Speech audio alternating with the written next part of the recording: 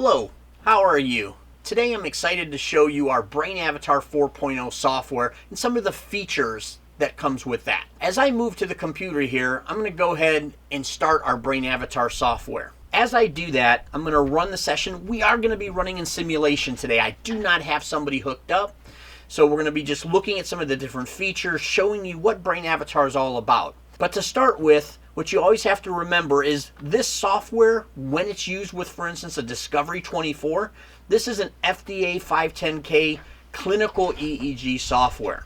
So it has the capability of doing that traditional clinical EEG recording. We can see a complete 19-channel software explanation here of what's going on with each and every lead. We have the capability from like a traditional neurology side of things, is for instance to be able to change the themes and go with something like a white background. In neurology, they're used to looking at it from a white or a shades of gray, for instance. So you have that kind of flexibility. The system has a lot of different options for the way you want to present it, basically. But I'm going to go back to the black background here. We're going to focus more on what really separates BrainAvatar from a traditional clinical EEG and or even the other neural feedback systems out there doing 19 channel. And really the big difference is the way we utilize S-Loretta. So right here we happen to be looking at our 3D head display, and we see I'm looking at the limbic system. But we're going to start, I'm going to go back and show you basically imaging everything. So as I look and I bring out the whole example of the cortex here, and I can turn different overlays on and off, so whether I'm looking at just the cortex lit up. Now it's hard on the screen, but I'm going to try to zoom in here in a second.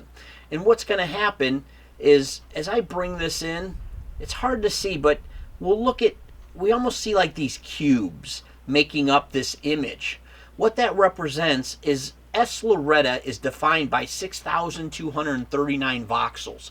What's unique with BrainAvatar is we are imaging each and every one of those voxels and then comparing it to a normative database in real time. So the special part of that is the colors you see reference how is that at that current source density compared to a healthy brain at a specific age in real time.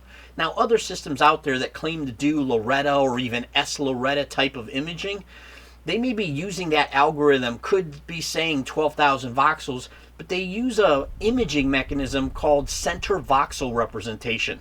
So to give you an idea what that means versus what we're doing, is if I go ahead and pull up, I'm going to pull up Brodmann area 6, for instance, which is a larger Brodmann area. And as I do this, what you're going to see as we come across the motor strip here, pretty big Brodmann area.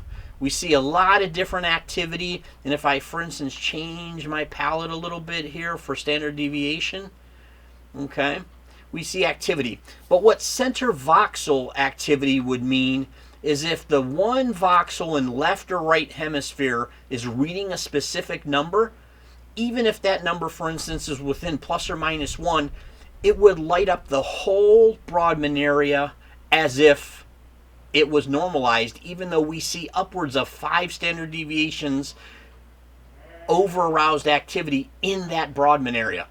So at the end of the day, resolution is everything. Do you want to look into a room by opening the door and being able to explore, or do you want to be stuck looking through a keyhole? Think of the difference. Each and every voxel, or only one voxel regardless of the size of the area you're looking at. Huge distinction, not even comparable. It's really what you want to focus. More information when you're dealing with brain health is the weapon of choice in your clinic for sure.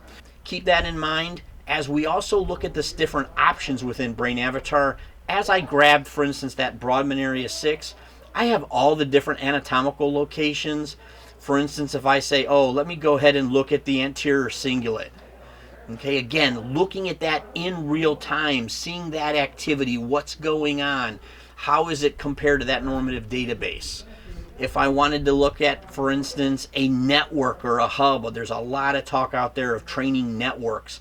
So we can look at all, for instance, the Hagman hubs, or I could go right down to the default mode network. Very popular to do training. overall brain health, see what's going on. And this is, again, a good example of you might have normalization in one part of the brain, but you could have significant dysregulation somewhere else. So resolution is everywhere. Everything, I should say. The other thing about BrainAvatar, very useful, is you always have the ability to look at brain mapping in real time. So QEEG surface maps, I should say. For instance, when I look at our map page, I can look at absolute power. I can look at even asymmetry, coherence, phase, and I'm looking at across all frequencies in real time, so I can watch as that brain changes. So when we are looking at BrainAvatar, we always have said, back before it was created, the whole question was, what if we could see? What if we could be looking at what's going on in a client or patient's brain at a specific time, and then watch as that brain reorganizes and heads towards normalization, where the ability to train both surface and S-Loretta against the database has brought us to that point exactly, where it's giving you as a clinician the information you need to make the best decisions for your client upon them coming in with initial assessment to watching as their brain changes. Regardless if you're doing neural feedback, we have a lot of practitioners that use BrainAvatar for pre and post comparison. What is another modality doing to the brain? You're doing hyperbarics, you're doing some type of functional neurology, some light therapy. How is it affecting the brain and where? This gives you a tool to be looking at that and be able to image as often as you'd like. It's non-invasive, it's non-toxic, there's no isotope to worry about if you're comparing it to something like a SPECT scan or something like that, but you're still getting a great idea of overall health. The other neat thing with 4.0 and BrainAvatar is you're not limited to just database-driven training. I can do a combination. The flexibility of this program is awesome because I can do a combination of S-Loretta and yet put on a secondary feedback of SMR, or a secondary feedback of a booster on alpha or beta or whatever you choose. So you're not limited to one type of neural feedback, whether it's ISF, whether it's entropy training, variability training, S-Loretta, database driven, or just simple meditation based protocols. BrainAvatar has the flexibility to do all of it. So it's really the tool that's going to be a huge advantage in your clinic. Also, you have a complete review capability. Everything is always recorded. You can replay. You can even go in and artifact data and then replay it and look what does it look like with the 3D brain imaging. So super powerful tool. I don't want to take up too much of your time. Please give us a call. We can do an online demo and run through all of the features that make the most sense for your clinic. So in summary, BrainAvatar's biggest strength is flexibility.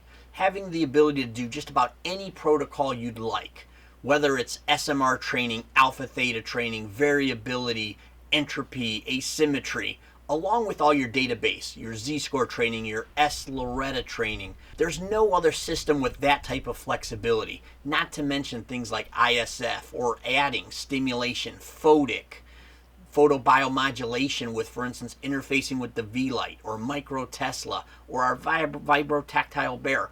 All of these are options that give you, the clinician, flexibility that no other system in the field allows you to have. So brain mapping, neural feedback, stimulation, biofeedback, all tools BrainAvatar offers your clinic. So thank you very much. Please ask us any additional questions you might have. We look forward to talking to you soon.